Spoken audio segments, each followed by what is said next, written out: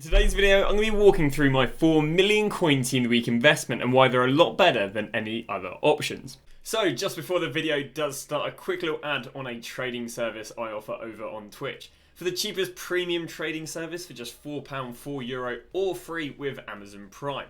You'll get yourself daily trading and investing guides covering both Xbox and PlayStation with an array of different techniques depending on your budget.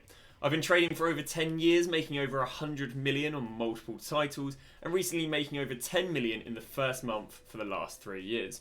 So, in today's video, we're going to be walking through my Team of the Week investment I've made, and why I think this player is a lot better than the other options you can go with, despite maybe going against some of the things we've seen in previous weeks. So I've just gone and sent this whole account into one specific Team of the Week investment. And what I'm going to be doing is walking through, I guess, this week's Team of the Week investment you can go with, but why I think this player specifically is a lot better than the rest. So, first off, let's have a little look at the Team of the Week, and I'll give you my quick take on it. Now, this Team of the Week doesn't really have many players that are above SBC fodder, and by that I mean every single player in this team, apart from Messi, is actually SBC fodder.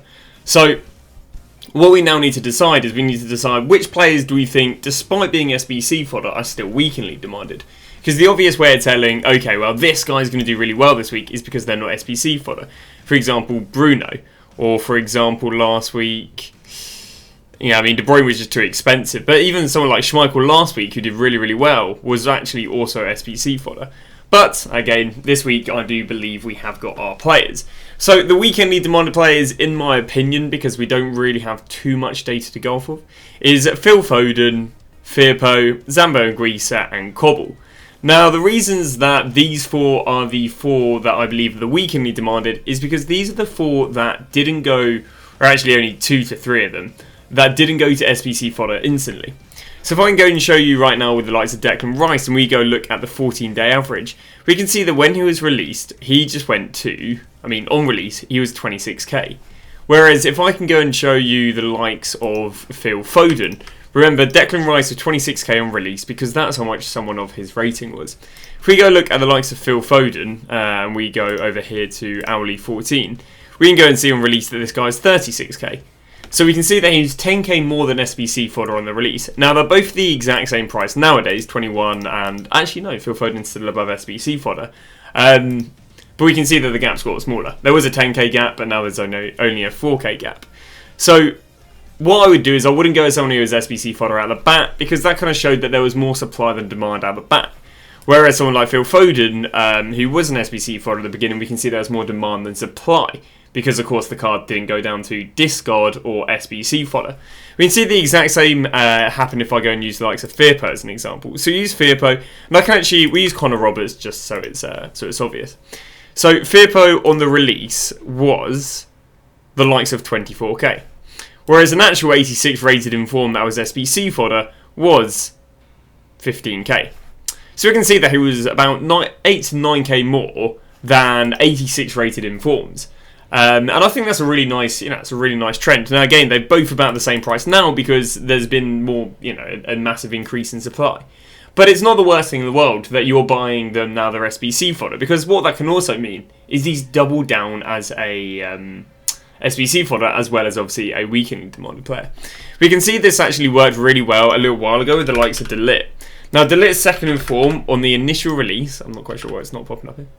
De Ligt's second in form on the initial release did actually become SBC fodder. But what actually happened was, even though he was SBC fodder, because it was an 88 and he went down to 31, he rose for like an icon SBC at 2. And then we got to Wednesday when he went out of packs, and he just went up another 8k in about 3 days. And then he proceeded to do really well over here. I'm not quite sure if that's due to the Gravenberch or something like that, but he did really well over here. So we can see that he was both SBC fodder and weekly demanded. Now, one of the main things we would have used to decide that De Ligt was weekly demanded was just basically looking at the data we've been given. Now, the problem is Footbin's been really rubbish as of recently showing us the data. So what we can do is we can normally go over here to PGP. Then we can go down here to versions, and we can go and select the specific team of the week we want to look at. And then what we do is we click on games. And then what games does is it shows us the most used players. Well, normally by now we'd have players with 7,000, 8,000, 9,000 games. And it's not a case of people just aren't using this team of the week. It's a case of Footbin, for some reason, has been really slacking when it's come to giving us this data. For example, there's nothing on Foot Heroes. There's nothing on the Foot Fantasy cards. And even if we look at last week's, 25k, normally there is way, way more. And it's, for some reason, their data is really slow. So we'd normally use this as a measurement of demand, but it's been a bit rubbish as of recently. The interesting thing to see right here, though, is Christian Romero, who was an SBC fodder, is being used, quote-unquote, 3 times less than the likes of Firpo. These two, though, were SBC fodder, whereas Foden wasn't, so that's, kind of does counter that. So we would normally use this, but we can't use this week because, again, for some reason they're just not showing any data, and in my opinion that's probably showing you maybe the first 12 hours, 24 hours, if that, and as a result I'm not really liking that as a measurement, which is something we normally do use. So then that gets to who am I, going for, who have I gone for? Now I've gone for the likes of Firpo. The reason I've gone for Firpo is because he had the highest percentage difference between an 86 rated, between a inform who is SBC fodder and an inform that was an SBC fodder, and therefore I think they've just got the highest demand to supply ratio in the first 24 hours. And bear in mind now that all fodder, I might as well see who wasn't fodder when they were initially released. Now what's quite interesting is actually, I wasn't so aware, is actually Phil Foden has actually slipped out of being SBC fodder as well. So I think Phil Foden is equally as good to go for. But I've gone with the likes of Firpo. Another really nice trend for the likes of Firpo is Premier League left backs have a really, really, really good trend of doing well out of packs. Now the only cheap Premier League left back that's comparable to him is the likes of Estepina. But he does absolutely just beat Estepina in everything. He's got 80 plus stats everywhere apart from shooting, whereas Estepin has 380 plus stats. He's got more pace than him, and I just believe he's a much more desired card. Obviously, otherwise I wouldn't buy him. But we've seen a lot of the left backs do pretty well out of packs. Time after time after time, we've seen these expensive left backs do well. So I'm not too sure. Well, no, we've even seen the cheap ones do quite well out of packs. The problem is we just haven't really had a cheap one released as of recently. I mean, you're probably the closest you can get is maybe looking to the likes of James Milner, who did do pretty well out of packs and has just had nothing but progressive demand. But you look at anyone like, again, it's a bit hard because they're way more expensive. You look at Malacia, did so well out of packs. Robertson did so well out of packs. And it's mainly because we just have a lack of good Premier League left backs. So that's another reason why I do like the likes of Firpo.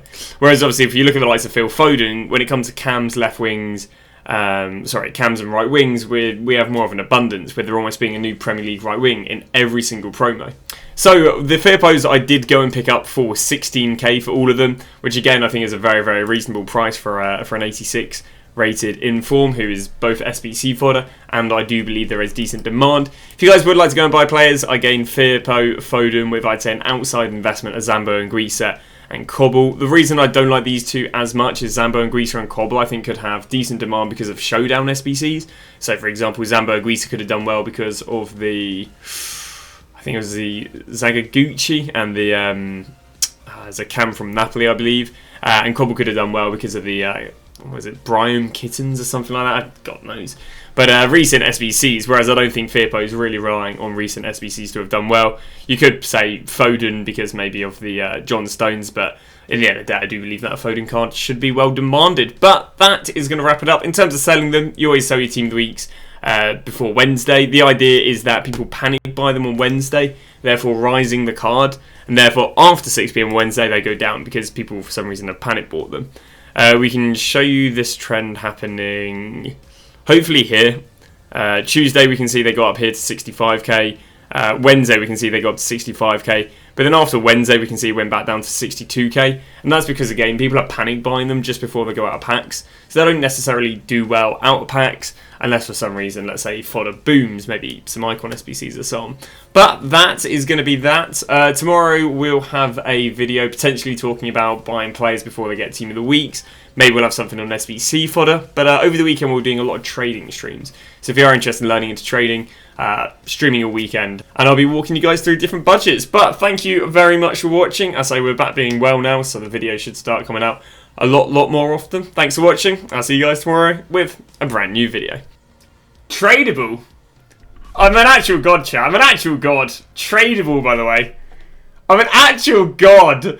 I'm an actual god, chat. Every time we open packs, we just get good stuff. How much are you worth? Oh, I'm an actual god, chat. How much? 1.4 million. Happy days. Happy days. Not again. What do you mean not again? What do you mean not again? Okay, you've got to understand this is all deserved. Me packing Timur Modric and Kaká deserved. Me packing goddamn prime Garincha deserved, chat.